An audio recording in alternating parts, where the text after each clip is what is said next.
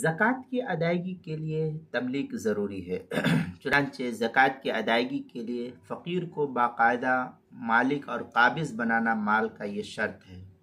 تملیک کے بغیر زکوٰۃ ادا نہیں ہوگی۔ اس لیے وہ حضرات جو مدارس کے اندر رہتے ہیں، مدارس کے محتممین حضرات، نظماء حضرات، اس کا خاص خیال رکھے کہ جس زکوٰۃ کے مال کو لاتے ہیں ان کو صحیح طریقے سے تملیک کر کے پھر خرچ کرنا چاہیے۔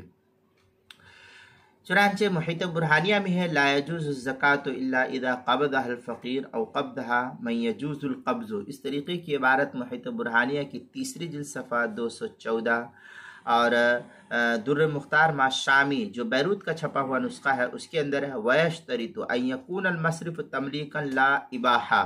یہ در مختار ما شامی جو بیروت کا چھپا ہوا نسخہ اس کی تیسری جلد صفحہ 263۔ آگے تبیین الحقائق میں ہے الزکوٰۃ یجب فیہا تملیک المال لأن الایتاء فی قولہ تعالی وآتوا الزکاۃ یقتضی التملیک۔ یہ تبیین الحقائق کی عبارت ہے دوسری جلد صفحہ 118، البحر الرائق اس کی دوسری جلد صفحہ 201، کتاب المسائل اس کی دوسری جلد صفحہ 268 پر اس کو نقل کیا گیا، وہاں دیکھ سکتے ہیں۔